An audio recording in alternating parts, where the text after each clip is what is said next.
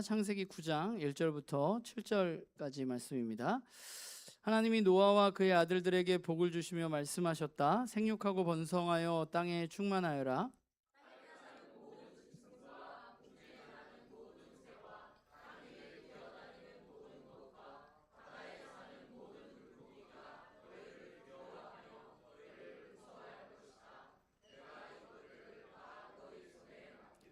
살아 움직이는 모든 것이 너희의 먹거리가 될 것이다. 내가 전에 푸른 채소를 너희에게 먹거리로 준 것 같이 내가 이것들도 다 너희에게 준다.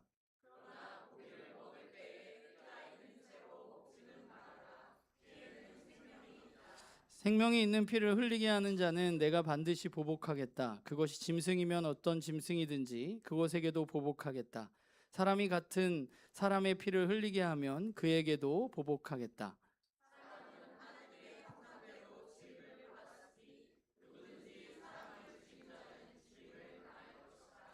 너희는 생육하고 번성하여라. 땅에 편만하여 거기에서 번성하여라. 아멘. 자, 자리에 앉으시기 바랍니다.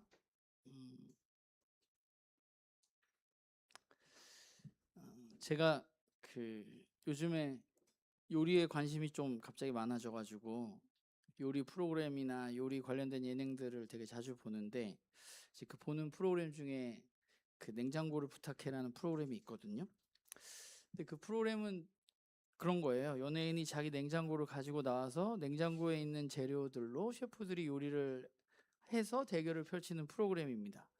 그런데 그 대결을 할 때 냉장고 주인이 그 원하는 주제가 있거든요. 오늘 난 이런 요리를 먹었으면 좋겠다, 이런 주제가 나오는데, 그래서 그 주제에 맞게 요리를 하게 되는데, 뭐 제가 봤을 때는 워낙 유명한 셰프들이니까 요리야 뭐 맛이 없겠습니까? 워낙 다 맛있겠지. 근데 문제는 맛이 있는데 결국 승패는 어디서 결정이 나느냐 하면 그 주제에 잘 맞느냐 하는 것이겠죠. 그 주제에 잘 맞으면 맞는 사람이 대부분 승리를 하더라고요.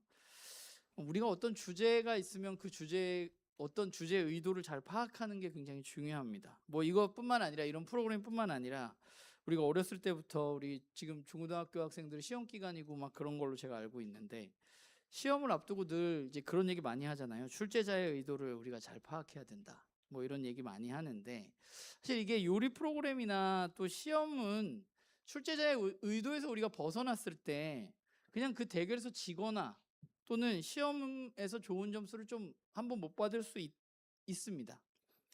그런데 말씀을 보다가 그런 생각을 하게 됐는데, 우리가 예수 그리스도를 믿고 난 후에 성경을 읽고 또 성경을 묵상하고 우리가 함께 예배드리고 이렇게 교회로 살아가고 있는데, 그리고 그 가운데 하나님은 우리에게 특별히 성경을 통해서 하나님의 뜻과 하나님의 의도를 우리들에게 전달하시는데, 우리가 하나님의 의도와는 다르게 내가 원하는 대로 말씀을 받아들이고 내가 원하는 대로 그 말씀을 이해하고 그렇게 살아간다면, 그거는 조금 아까 얘기했던 그냥 대결에서 한번 지는 거나 시험을 한번 못 보는 것과는 좀 약간 차원이 다른 것 같아요. 우리가 나중에 하나님 앞에 섰을 때 우리는 어떨까 하는 생각을 좀 해보게 됩니다. 그리고 우리 자신의 삶도 마찬가지예요. 내가 이렇게 여러분들 주일날 아침에 일찍 일어나서 예배당에 와서 우리가 함께 예배를 드리는데, 내가 시간과 에너지를 드리고 여러분들 또 헌금도 드리고 돈도 드리고 이렇게 열심히 신앙생활을 하는데, 이게 하나님의 의도와는 다른 방향이라면, 의도와 좀 다르다면 그것만큼 또 허무한 게 없을 거예요. 우리가 드린 시간과 에너지, 돈, 이런 모든 것들이 뭔가 문제가 있는 것이니까요. 그리고 그게 그냥 그렇게 허무하고 끝나는 게 아니라 그 뒤에 우리가 믿는 바와 같이 어떤 판결을 우리가 주님 앞에서 받게 될 텐데, 우리는 그때 어떨까라는 생각을 해보게 됩니다. 오늘 우리가 창세기의 첫 부분의 이야기를 좀 보면서 하나님의 의도와 하나님의 의도를 사람들은 어떻게 받아들였는가, 그 의도에서 벗어난 사람들의 이야기를 좀 해보려고 합니다. 우리가 창세기 1장부터 11장까지를 성경에서 이제 뭐 신학적으로 원역사라는 말로 부르는데, 뭐 이건 몰라도 되는데, 그냥 1장부터 11장까지의 얘기는 인류가 어떻게 생겨났고 사람이 어떻게 생겨났고 우리가 살아가고 있는 세상은 지금 왜 이런가에 대한 전체적인 이야기입니다. 우리가 이제 2주 동안 1장부터 11장을 읽을 건데, 그런데 이 원역사 1장부터 11장을 읽을 때 우리가 한 가지 좀 조심해야 될 게 있어요. 사람들은 창세기 앞부분을 읽으면 뭘 굉장히 중요하게 생각하느냐 하면 이게 역사적인 사실이냐 사실이 아니냐에 굉장히 집중합니다. 그래서 우리가 노아의 홍수를 예를 들면 노아의 홍수를 보면서 이 노아의 홍수가 진짜 있었느냐 없었느냐 이게 어떤 사람들에게는 되게 중요해요. 근데 저는 성경이 말하는 창세기 1장부터 11장에 우리가 원역사라고 부르는 그 인류의 역사가 그게 진짜로 똑같이 그런 일이 역사적인 사실로 증명이 되느냐 증명이 되지 않느냐 이 문제에 우리가 집중할 것이 아니라 우리가 오히려 집중해야 될 거는 하나님이 이 이야기들을 통해 무려 4장의 이야기를 노아의 홍수 이야기가 나옵니다.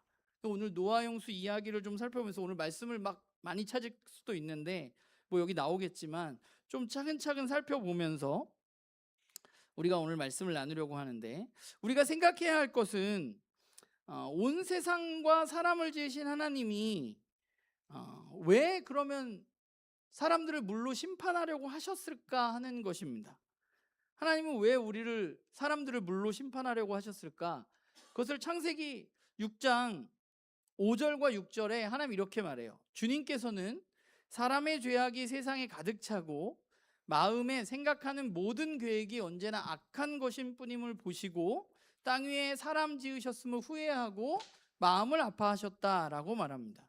그러니까 하나님이 보시니까 하나님이 만드신 사람들을 봤는데 그 사람들의 삶에 죄악이 가득하고 마음에 생각하는 모든 것이 악하다는 것을 하나님이 알게 되시고 하나님은 사람 지은 것을 후회하시고 마음 아파하셨다고 말해요. 그러니까 사람들이 모든 계획, 그 악함이 세상에 가득 찼기 때문에 하나님은 이 세상을 심판하시기로 결정하신 것입니다.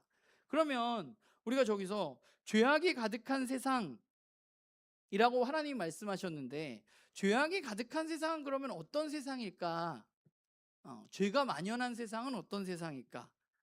하나님을 거역하고 자기 마음대로 자기가 주인 되어져서 살아가는 사람은 어떤 사람일까? 어떤 세상일까?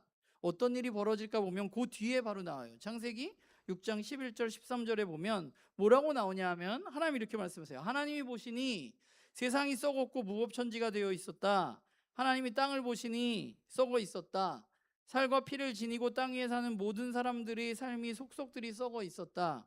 하나님이 노아에게 말씀하셨다. 땅은 사람들 때문에 무법천지가 되었고 그 끝날에 이르렀으니 내가 반드시 사람과 땅을 함께 멸하겠다 라고 말합니다. 하나님 뭐라고 말씀하시냐? 이 세상이 썩었고 무법천지가 되었다고 말씀하십니다.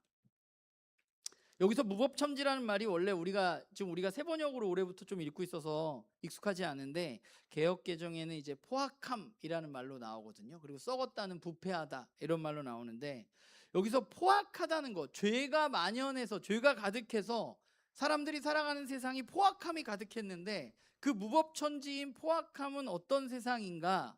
여기서 무법천지라고 말하는 그 히브리어는 하마스라는 단어입니다. 하마스라는 단어는 어떤 의미냐 하면 성경 전체적으로 좀 살펴보면 어떤 사회적인 폭력과 불의, 억압 뭐 이런 거를 의미하는 말이에요. 그리고 이게 사람과 사람과의 관계를 파괴하는 어떤 악한 행동을 의미하는 단어입니다. 그러니까 우리가 노아의 홍수를 생각할 때 왜 세상이 하나님 물로 심판했는가? 악해서 그랬지. 죄를 지어서 그렇지. 우리가 여기서 한 가지 생각할 것은 그 죄를 지었어가 우리는 이렇게 얘기할 때 나랑은 별로 상관없는 것처럼 얘기하는 경우들도 있고 그 죄악이라는 것이 그냥 누군가가 그냥 나쁜 짓을 좀 했나 보다 라고 생각하는 경우들이 있는 것 같아요. 그런데 여기서 하나님 말씀하시는 그것은 그 악은 그 무법천지라는 말은 그냥 어떤 개인의 일탈, 누가 개인적으로 죄를 더 많이 짓고 뭐 이런 게 아니라 힘이 있는 자들이 그 사회적인 구조적인 악이거든요. 힘이 있는 자들이 힘이 없는 자들을 마구 괴롭히고 빼앗고 죽이고 그래서 사람과의 관계가 깨어지고 그리고 사람과 피조물과의 관계가 깨어지고 이런 일들에 대해서 하나님은 포악하다고 말씀하시는 거예요. 무법천지라고. 그러니까 하나님의 창조 질서를 깨트리는 폭력이 온 세상에 가득했고 하나님은 그 온 세상을 새롭게 하셔야만 했기 때문에 홍수로 사람들을 멸하신 것입니다. 그러면 그 죄는 어디서 왔는가? 사람들이 이렇게 무법천지로 만드는 그 만연한 죄악은 어디로부터 온 것일까? 생각을 좀 우리가 해보면, 여러분, 죄라는 단어가 성경에서 가장 먼저 나오는 데가 어딜까요? 창세기 1장부터 쭉 읽다 보면 죄라는 단어가 성경에 제일 먼저 나오는 장면은 어딜까? 아담과 하와, 선악과. 선악과에는 사실 죄라는 말은 잘 안 나와요. 성경에 보면. 성경 어디 나오냐 하면 4장에 나오거든요. 가인과 아벨 얘기를 하면서. 그래서 뭐라고 얘기를 하냐 하면, 이제 하나님이 가인한테 이렇게 얘기해요. 내가 올바른 일을 하였다면 어찌 얼굴빛이 달라지느냐? 내가 올바르지 못한 일을 하였으니 죄가 너의 문에 도사리고 앉아서 너를 지배하려고 한다. 너는 그 죄를 잘 다스려야 한다고 말씀하십니다. 이게 무슨 얘기예요? 하나님이 아벨의 예배만 받으시고 가인의 예배를 받지 않자 가인이 어떻게 됐어요? 얼굴빛이 변했어요. 화가 났다는 얘기죠. 그런데 그때 하나님 뭐라고 말씀하세요? 죄가 너의 문에 도사리고 앉아서 너를 지배하려고 하고 있으니까 너는 어떻게 해야 돼요? 그 죄를 다스려야 한다 라고 말씀하시는 거예요. 하나님이 가인한테 얘기하는 거예요. 죄가 너를 집어삼키려고 하는데 너는 죄를 다스려야 돼 라고 말씀하셨어요. 그게 4장 7절이거든요. 그런데 그 4장 8절에 바로 다음 절에 뭐가 나오냐면, 가인이 그의 아우 아벨을 쳐 죽였다라는 말이 나옵니다. 하나님은 가인을 지배하려는 죄에게 네가 지배당하지 말고 죄를 다스려야 돼 라고 말씀하셨지만, 가인은 죄를 다스리지 못하고 죄의 지배를 받게 되었습니다. 그래서 아벨을 죽인 거예요. 그러니까 아담과 하와로부터 들어온 그 죄, 하나님을 반역하고 내가 선과 악을 판별하고, 지금 왜 이런 일이 벌어졌냐면 가인이 내가 선과 악을 판별해서 이게 옳지 않다고 생각했기 때문에 그런 거거든요. 선과 악을 판별하고 내 마음대로 그것을 집행하는 거죠. 그 악에 대해서. 그래서 아벨을 죽인 겁니다. 그런데 하나님은 그것에 대해서 죄라고 말씀하십니다. 그러면 가인이 아벨을 죽이는 죄를 지었는데 하나님은 그 가인에게 어떻게 하셨는가? 창세기 4장을 보면 하나님이 가인에게 벌을 내리셨어요. 벌은 뭐냐면 땅에 소산이 안 나오고 네가 계속 돌아다니는 사람이 될 거야 라고 하나님이 가인에게 벌을 내리셨습니다. 그런데 가인이 사람들이 저를 죽일 것 같습니다, 제가 돌아다니다 보면 하고 굉장히 두려워하는 이야기가 나와요. 그러니까 하나님이 가인에 대해서 뭐라고 말씀하시냐 하면 4장 15절에 보면 뭐라고 말하냐면, 주님께서 그에게 말씀하셨다. 그렇지 않다. 가인을 죽이는 자는 7갑절로 벌을 받을 것이다. 주님께서는 가인에게 표를 찍어주셔서 어느 누가 그를 만나더라도 그를 죽이지 못하게 하셨다. 그러니까 하나님은 가인이 사람을 죽이는 죄를 지었는데 그 가인을 죽이는 것으로 가인을 벌하신 것이 아니에요. 하나님은 가인을 보호하시고 가인이 죽지 않도록 그에게 표를 주셨어요. 그게 하나님의 마음이거든요. 하나님은 이 살인이 계속되는 것을 원치 않으시고 그 살인이 그냥 거기서 끝나기를 원하시는 거예요. 그래서 가인을 죽이지 않고 오히려 가인을 죽이려고 하는 사람들에게서 가인의 목숨을 보호해 주시겠다고 하나님이 말씀하셨습니다. 하나님 이런 분입니다. 그런데 진짜 문제는 그 뒤에 나와요. 뭐냐 하면 그 뒤에 뭐가 나오냐 하면 가인이 이제 자손들이 쭉 나오거든요. 근데 가인의 자손 중에 라멕이라는 인물이 나옵니다.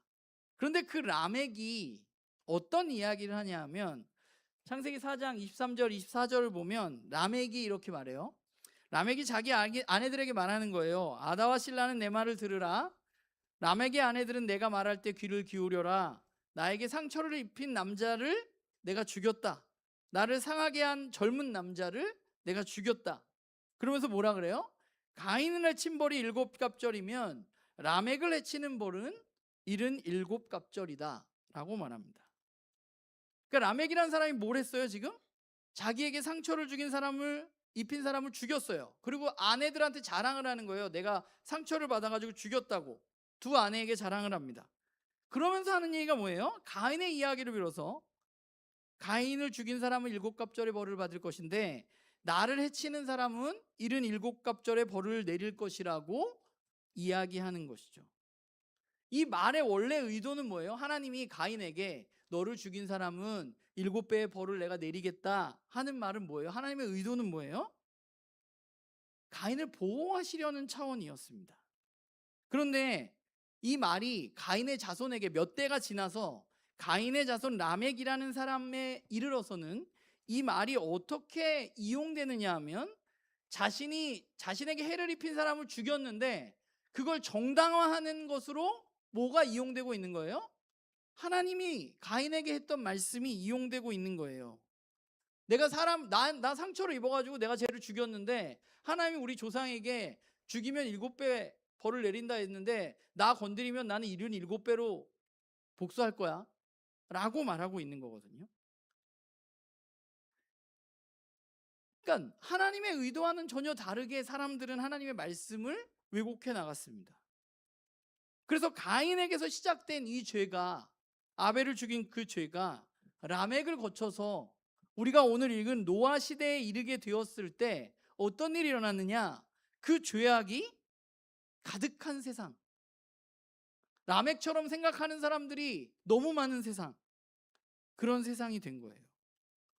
그러니까 우리가 1장부터 11장의 원역사를 읽으면 우리가 알게 되는 건 뭐냐 하면 사람들은 끊임없이 하나님의 의도를 왜곡하고 그 죄악은 점점 커져간다.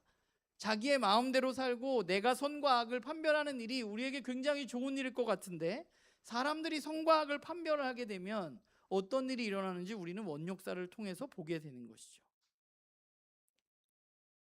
사실 하나님은 사람을 지으실 때 사람에게 다른 피조물에게 없는 매우 특별한 권한을 주셨습니다. 복을 주셨습니다.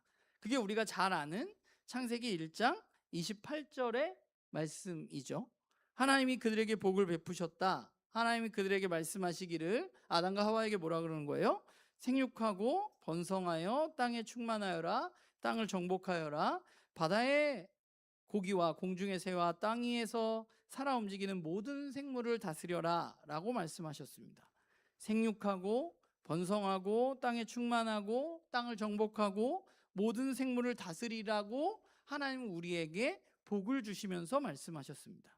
그러면 한번 생각을 해보자면 하나님이 사람을 지으시고 사람에게 네가 이 땅에서 생육하고 번성하고 땅에 충만하고 땅을 정복하고 모든 생물을 다스려라는 이 말의 의도는 뭘까요? 하나님 이 얘기를 왜 하시는 걸까요? 하나님이 이 이야기를 하시면서 네 욕망을 채우기 위해서 네 마음대로 땅을 네 마음대로 해도 되고 정복하라고 했으니까 생물을 다스리라고 했으니까 이 피조 세계를 그냥 인간 마음대로 우리의 욕망을 위해서 마음대로 해라 라는 말씀의 의도를 가지고 하나님이 이 말씀을 하셨을까? 저는 그렇지 않다고 생각합니다. 하나님은 힘과 능력이 있으시다고 힘이 없는 피조물을 자기 마음대로 부리시는 분이 아니에요. 하나님 그런 분이 아니에요. 하나님 우리를 사랑하시고 우리에게 기회를 주시고 우리를 보호해 주시는 분이지 하나님이 힘과 능력이 있다고 우리가 하나님의 피조물이라고 너 이렇게 저렇게 우리를 명령해서 하나님 마음대로 우리를 움직이게 하는 분이 아니라고. 하나님의 다스림은 우리를 그렇게 통치하지 않아요. 하나님의 다스림은 언제나 정의롭고 사랑이 넘칩니다. 그러니까 이 말의 의도는 1장 28절의 의도는 하나님의 형상으로 창조된 사람이 하나님의 다스림의 방법으로 즉 정의와 사랑으로 온 세상을 잘 다스리기를 원하시는 하나님의 마음이 담겨 있다고 저는 생각합니다. 그런데 그게 어떻게 되었느냐? 창세기 6장에 가면 사람들은 온 세상을 하나님의 다스림으로 잘 다스렸느냐? 그렇지 않잖아요. 어떻게 됐어요? 죄악이 가득해서 뭐가 됐어요? 무법천지가 됐잖아요. 정의와 사랑을 찾아볼 수 없고 힘이 있는 자들이 힘이 없는 자들의 것을 마구 뺏는 일이 일어난 거예요. 아까 라멕 얘기를 했는데 라멕은 성경에서 처음으로 아내가 둘인 사람이거든요. 그리고 아내의 이름도 장신구구, 제가 지금 이게 안 써왔는데 그래요. 소유물로 생각했던 사람이에요, 아내. 그래서 말도 그렇잖아요. 내 말 잘 들어. 이렇게 얘기하잖아요. 왜 이런 일이 벌어졌어요? 하나님은 아담과 하와를 지으실 때 돕는 배필로 지었는데 왜 라멕은 여자를 둘을 아내로 삼고 날 괴롭힌 사람 내가 죽였어. 니네 내 얘기 잘 들어. 왜 이렇게 얘기했어요?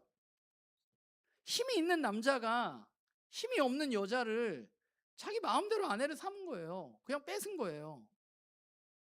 자기 마음대로 하는 거예요. 힘이 있는 사람들이, 세상이. 하나님의 의도와는 전혀 상관없이 자신의 욕망을 충족하기 위해서 사람들은 자신의 힘을 사용하게 되는 거예요. 근데 이 역사가 지속되면서 라멕이 한 명이 아니라 창세기 6장에 가면 온 세상이 라멕 같은 사람들이 가득했다는 얘기예요. 무법천지가 됐어. 힘 있는 사람들이 힘 없는 사람들 거 막 뺏고 여자 데려다가 막 겁탈하고 그런 일들이 일어났다는 거예요. 무법천지인 세상이. 그래서 하나님은 세상을 심판하실 수밖에 없었던 겁니다. 사실 고대 근동에는 홍수 심판에 대한 이야기가 되게 많아요. 성경뿐만 아니라. 성경에만 홍수 이야기가 나오는 게 아니라 여기저기 고대 근동에는 홍수 이야기가 많은데 홍수 이야기를 가장 대표하는 이야기 중에 하나가 아트라하시스 서사시라는 글이 있습니다. 그 아트라하시스의 홍수 이야기가 나오는데 그 내용은 이런 거예요. 세상을 통치하고 있는 상위 신들이 있었어요. 근데 상위 신들이 일을 하기 싫어서 하위 신들에게 노동을 시켰습니다. 그런데 하위 신들이 노동이 많으니까 상위 신들한테 불평하기 시작했어요. 이거 우리 일 너무 많아가지고 못 해먹겠다. 그래서 그 상위 신이 뭘 만들었느냐? 인간을 만들었습니다. 그래서 인간들에게 노동을 맡겼어요. 그러니까 하위 신들은 편안해졌어요. 인간들이 그 하기 싫은 노동을 맡았으니까. 그런데 어떤 일이 벌어졌냐면 인간을 만들어서 인간에게 노동을 맡겼는데 사람 수가 너무 많이 늘어난 거예요. 사람 수가 너무 많이 늘어났는데 사람 수가 너무 많이 나서 거기 뭐라고 나오냐면 인간의 소음이 너무 심해져서 상위신들이 어떻게 생각하냐면 야, 저것들을 물로 다 쓸어버려야 되겠다. 대홍수로 인간들을 다 없애버려야 되겠다. 라고 결정을 하게 됩니다. 그런데 그 신들 중에 에아라는 신이 있는데 그 에아라는 신이 그 아트라시스라는 사람에게 그걸 알려줘요. 신이 물로 심판을 하려고 그러니까 네가 거기서 살아남아야 한다. 그래서 아트라하시스가 어떻게 했겠어요? 방주를 만들어서 거기에서 살아남는 이야기가 아트라하시스 서사시에 나옵니다. 되게 비슷하죠, 성경이랑. 그러니까 지난주에도 얘기했지만 비슷해요, 내용은. 그런데 그 내용은 비슷하지만 전달하고자 하는 내용이 사실 너무 달라요. 아트라하시스의 서사시에는 홍수를 일으키는 이유가 뭐예요? 신들이 너무 시끄러워. 쟤네가 개체수도 너무 많이 늘어나고, 그래서 신들의 안락을 위해서 피조물의 소음을 통제하기 위해서 쟤네들 다 없애버려야 되겠다 라고 그들을 죽이기로 결심한 겁니다. 그런데 제가 이걸 보다가 그러면 왜 신들은 사람들의 소음을 그렇게 싫어했을까? 제가 집에서 목소리가 크다고 구박을 많이 받는데 그냥 사람들의 목소리가 커서 신들이 싫어한 걸까?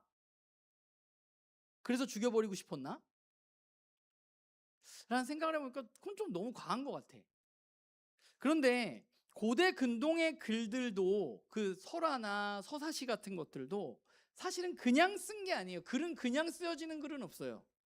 뭔가 그 글이 의도하는 바가 있습니다. 그런데 고대 근동의 어떤 서사시들, 비문들 이런 것들을 살펴보면 그 글의 의도는 어떤 거냐면 세상의 통치자인 신의 아들이라고 불리는 왕들이나 지배 계층을 위한 것들이 굉장히 많이 있었어요. 왜냐하면 그 사람들이 주로 그런 글들을 썼기 때문에 그들의 권력을 더 견고해야 하기 위해서 그 글들을 썼던 경우들이 많습니다. 그러면 신들이 왜 사람들의 소음을 싫어했을까? 제가 봤을 때 고대 세계의 왕들, 고대 세계의 지배자들은 어떤 소리를 싫어했을까?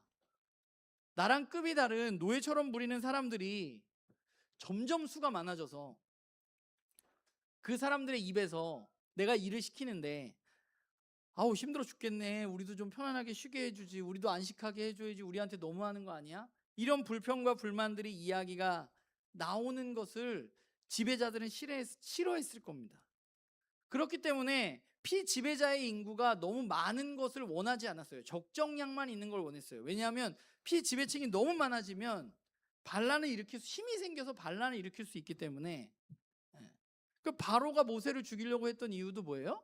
히브리 사람이 너무 많아져서 그런 거잖아요. 노예들이 너무 많아지는 게 좋지가 않아요. 그러니까 신들이 이런 소음이 나지 않도록 인간을 죽인다는 이야기를 하면서 통치자들이 했던 이야기는 뭐냐 하면, 너희들 자꾸 이렇게 힘들다고 이야기하고 너희들끼리 자꾸 소음을 일으키고 행동을 하고 이러면 신들이 너희의 그런 소음을 싫어해서 홍수로 너희를 다 죽일 수 있으니까 너희들 닥치고 나한테 복종해라 라는 이야기가 하고 싶었던 거예요. 그게 이 아트라시스 서사시가 의도하는 바라고 전 생각합니다. 그러면 하나님의 홍수 이야기를 보면 하나님은 누구를 원하시는가? 하나님이 약자들을 벌하시는가? 하나님은 약자들이 아니라 힘으로 내리누르고 있는 무법천지를 만든 그 사람들을 벌하시는 분이십니다. 그렇기 때문에 하나님은 고대 근동의 신들하고는 차원이 다른 분이에요. 완전히 새로운 신. 하나님은 처음 사람을 만드시고 아까 말했잖아요. 사람들에게 복을 주셨어요. 특권을 주셨습니다. 생육하고 번성하고 땅을 충만하고 정복하라, 잘 다스려라, 이런 축복을 주셨습니다. 그런데 사람들은 그 하나님의 의도와는 다르게 그 명령을 잘못 받아들여서 내 힘을 키워서 온 세상을 힘으로 지배하는 세상을 만들어 버렸습니다. 그래서 하나님이 만드신 피조 세계를 망가뜨려 버렸어요. 그런데 오늘 우리가 읽은 말씀을 보면 하나님은 홍수가 끝난 후에 노아에게, 아담과 하와에게 하셨던 이야기를 다시 하고 계세요. 그들에게 다시 복을 주셨어요. 그게 오늘 우리가 읽은 말씀이죠. 오늘 읽은 말씀을 제가 1절 2절 읽어볼게요. 하나님이 노아와 그의 아들들에게 복을 주시며 말씀하셨다. 생육하고 번성하여 땅에 충만하여라. 땅에 사는 모든 짐승과 공중에 나는 모든 새와 땅 위를 기어다니는 모든 것과 바다에 사는 모든 물고기가 너희를 두려워하며 너희를 무서워할 것이다. 내가 이것들을 다 너희 손에 맡긴다 라고 말씀하셨습니다. 그런데 이걸 잘 읽어보면요, 아담에게 하셨던 이야기와 비슷하잖아요. 근데 좀 바뀐 게 있어요. 아이고, 뭐가 있었네. 바뀐 게 있어요. 바뀐 게 뭐냐 하면 우선 정복하라는 말이 빠졌어요. 네. 창세기에는 있는데, 창세기 1장에는 있는데 창세기 9장에는 없어요. 그리고 다스리란 말도 바뀌었어요. 뭘로 바뀌었어요? 다 너희 손에 맡긴다는 말로 바뀌었습니다. 제가 이걸 보면서 하나님 왜 이렇게 하셨을까? 그냥 똑같은 내용이잖아요, 사실. 앞에 있는 내용이랑. 그럼 하나님 왜 정복하라는 말도 빼고 다스리라는 말도 다른 걸로 바꾸셨을까? 저는 하나님이 주신 의도가 있는데 하나님의 주신 의도와 상관없이 사람들은 그걸 악용했고 죄악이 가득한 세상을 만들었습니다. 그래서 하나님은 하나님의 의도를 사람들이 오해하지 않게 하기 위한 방법이라고 생각해요. 정복하라는 말로 우리가 정복하면 되잖아, 하나님 우리를 정복하라고 했잖아 라는 말을 오해하지 않도록 하나님 그 말씀을 빼시고, 다스리라는 말을 오해하지 않도록 너의 손에 맡긴다는 말로 바꾸셨습니다. 사실 3절부터 보면 그 뒤에 9장 3절부터 오늘 우리가 읽은 말씀을 보면 무슨 얘기가 나오냐 하면 하나님이 이제 모든 것을 먹어도 된다고 말씀하셨어요. 여러분들 창세기를 잘 읽으면 아시는지 모르겠는데 원래 창세기 1장에는 식물만 먹게 돼 있어요. 땅에서 나오는 씨앗으로 된 식물만 먹게 돼 있거든요. 근데 창세기 9장에 가서 이제 홍수 이후에 하나님이 다 먹어도 된다 그랬어요. 다 먹어도 되는데 문제는 뭐예요? 피째 먹지 말라 그랬어요. 이유는 뭐예요? 피가 생명을 나타내기 때문이라고 말씀하십니다. 그리고 그 피를 흘리는 자에 대해서 보복하시겠다고 말씀하시고, 뒤에 가면 무슨 말이 나와요? 사람을 죽이지 말아야 하는 이유는 뭐예요? 하나님의 형상으로 지음받았기 때문에, 생명을 가진 사람이기 때문에 사람을 죽여서는 안 된다고 말씀하십니다. 이 말의 의미는 뭐냐 하면 손에 맡긴다. 너희 손에 맡긴다. 너희들이 이걸 잘 내 건데 너희 손에 내가 맡기니까 너희들이 잘 다스려야 돼. 이 말의 의미는 뭐냐 하면 그 중요한 의미는 이 세상에 있는 피조 세계의 생명에 대해서 마구 대해서는 안 된다는 거예요. 결국 하나님이 홍수로 이 세상을 벌하신 이유는 뭐냐 하면 사람들이 하나님의 말씀을 오해해서 자신의 죄악으로 가득 차서 생명을 존중하지 않았기 때문입니다. 온 세상이 하나님의 통치인 정의와 사랑이 아니라 힘에 의해서 지배되어지고 힘이 있는 사람들이 생명을 소중히 여기지 않는 것, 힘이 있는 남자가 여자를 소중히 여기지 않는 것, 힘이 있는 사람이 힘이 없는 사람을 소중히 여기지 않는 것, 그게 하나님 보시기에 악한 것이고 무법천지인 세상이었어요. 하나님은 세상이 그렇게 돌아가는 것을 원치 않으시는 분이에요. 왜냐하면 하나님은 생명을 소중히 여기시고 그 생명이 이 땅 가운데 풍성해지기를 원하시는 분이기 때문에 그렇습니다. 이건 사람뿐만이 아니에요. 모든 피조물이 마찬가지예요. 오늘날에도 우리가 뉴스나 이런 데를 보면 동물 학대하는 사람들의 이야기를 가끔 접하게 됩니다. 그 사람들은 왜 동물을 괴롭히나요? 힘을 과시하고 싶은 거거든요. 내가 가지고 있는 힘. 근데 그게 다른 사람한테는 못 그러는 거예요. 왜냐하면 다른 사람한테 그러면 안 되니까. 그러니까 내 힘을 과시하기 위해서 말도 못하고 힘도 없는 그런 약한 동물들을 괴롭히고 나 힘 세지, 나 이럴 수 있는 사람이야 라고 드러내고 싶은 거거든요. 하나님 그걸 죄라고 얘기하세요. 그러면 안 된다고. 생명을 소중히 여겨야 된다고. 하나님 만드신 거기 때문에. 하나님은 고대 근동의 다른 신하고는 완전히 다른 유일하신 하나님이십니다. 하나님은 지배자들의 편을 들어주시는 게 아니라 힘이 없는 사람들을 도우시고 힘이 없는 사람들의 생명을 소중히 여기시는 분이십니다. 하나님은 그런 세상을 만드신 분이고 세상이 그렇게 움직여지기를 원하시는 분이에요. 저와 여러분이 살아가는 세상도 창세기의 역사와 그리 그렇게 달라 보이지는 않아요. 법이 강화되어지고 인권이 강화되어졌다고 하지만 여전히 세상은 돈과 힘에 의해서 지배되어지고 힘 있는 사람은 힘 없는 사람들을 마구 괴롭히고 법이 힘 있는 사람들의 어떤 행동을 악을 정당화하기 위해서 사용되어지기도 합니다. 그걸 우리 보고 있잖아요. 우리가 그리스도인으로 그 세상 가운데 살아가는 사람들은 어떠해야 되느냐? 우리는 그 세상을 따라가서는 안 된다는 거예요. 하나님 그걸 원하시는 게 아니에요. 하나님은 내 힘을 기르는 도구로 우리가 하나님을 사용하는 것을 원치 않으세요. 우리가 그래서 흔히 제 어렸을 때 더 높은 곳에 올라가서 더 큰 힘을 가지고 더 높은 사람이 되어서 내가 그 힘으로 하나님을 드러내게 해주십시오. 하나님 그렇게 말씀하신 적이 없어요. 하나님은 나를 힘의 도구로 사용하라고 얘기하신 적이 한 번도 없어요. 왜냐하면 하나님도 그렇지 않으시니까. 하나님은 오히려 우리에게 하신 일은 하나님 만드신 피조물을 우리의 손에 맡기신 겁니다.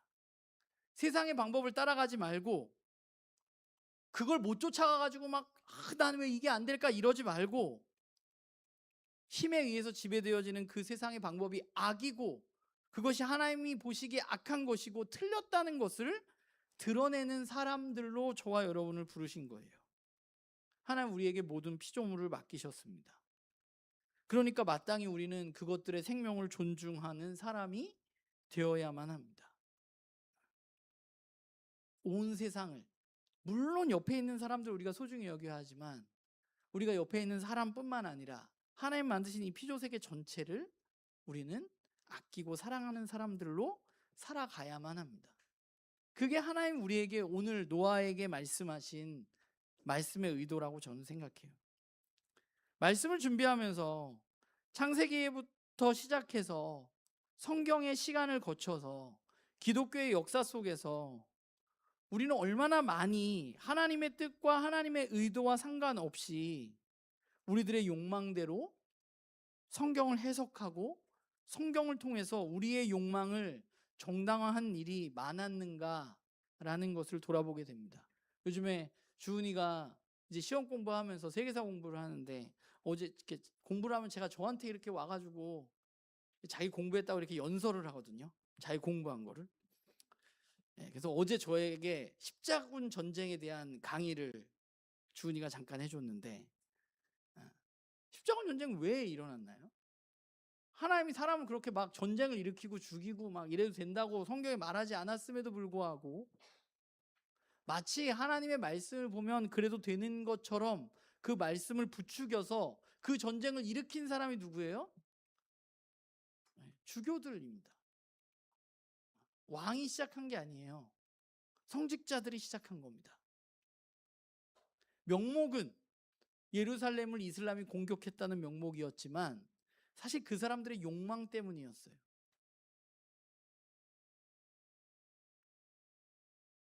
인류 역사 마찬가지예요. 중세 시대에 왜 그렇게 많은 여자들이 죽어나갔냐? 마녀 사냥을 통해서 하나님의 말씀을 지키지 않았다고 사람을 막 죽인 거거든요. 자신의 욕망을 투영하면서. 히틀러는 왜 그렇게 유대인들을 막 죽였는가? 하나님의 말씀을 인용해서 죽인 거예요. 그때 거기 가가지고 히틀러한테 기도했던 목사들 많아요. 독일에. 인류의 역사는 창세기부터 지금까지 너무 변하지 않고 하나님이 말씀한 의도를 올바로 파악하지 않고 끊임없이 자신의 욕망으로 그 말씀을 투영해서 그 말씀을 이용해서 내 욕망을 이루려는 사람들이 가득합니다. 하나님의 뜻과 의도를 올바로 파악하지 못하고 하나님의 말씀을 빌어서 얼마나 많은 생명을 파괴하는 일이 우리의 역사 가운데 일어났는지 모릅니다. 제가 여러분들에게 나눔교회에서 가장 많이 하는 말, 우리가 말씀을 올바로 알아야 한다고 이야기하는 이유가 바로 이거예요. 우리가 올바로 알지 못하면 우리는 말씀을 모르는 사람들보다 오히려 하나님의 의도와는 더 상관없는 삶을 하나님의 이름으로 살게 되기 때문에 그렇습니다. 우리가 4주 동안 고대 근동의 상황 속에서 하나님의 이야기를 좀 살펴보았는데 우리는 여전히 이 세상 속에서 살아갑니다.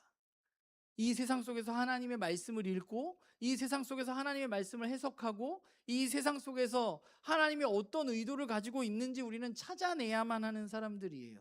그냥 당시의 사람들이 고대 근동이 이랬는데 성경도 이런 애가 아니라 오늘 우리가 살아간 세상 속에 세상은 이게 맞다고 이야기하는데 성경을 보니까 세상의 방법이 맞는구나, 이게 아니라 우리는 하나님이 말씀하신 그 방법이 무엇인지 올바로 알아서 세상이 말하는 그 힘의 논리가 얼마나 잘못된 것인지를 드러내는 것이 저와 여러분이 걸어가야 할 길입니다. 바라기는 이건 사실 저한테도 굉장히 큰 책임이 있는 거라, 제가 목사니까 저를 비롯한 나눔교회 식구들 모두가 우리가 말씀을 읽고 말씀을 묵상하고 또 예배를 드리고 기도를 하고 우리의 신앙을 해나가는 이 모든 과정 가운데 하나님의 뜻과 하나님의 의도를 올바로 파악하고 올바로 알아가기 위해서 애쓰는 우리 모두가 되기를 간절히 소망합니다. 그래서 우리가 우리의 삶에서 말씀을 읽고 해석하고 묵상하는 이 일들을 통해서 우리를 통해서 무법천지의 세상이 나타나는 게 아니라 우리를 통해서 이 땅 가운데 아름다운 생명의 열매들이 여기저기 맺혀지는 그런 일들이 저와 또 우리 나눔교회 식구 모두를 통해서 이 세상에 일어나기를 주님의 이름으로 간절히 부탁을 드립니다. 기도하겠습니다.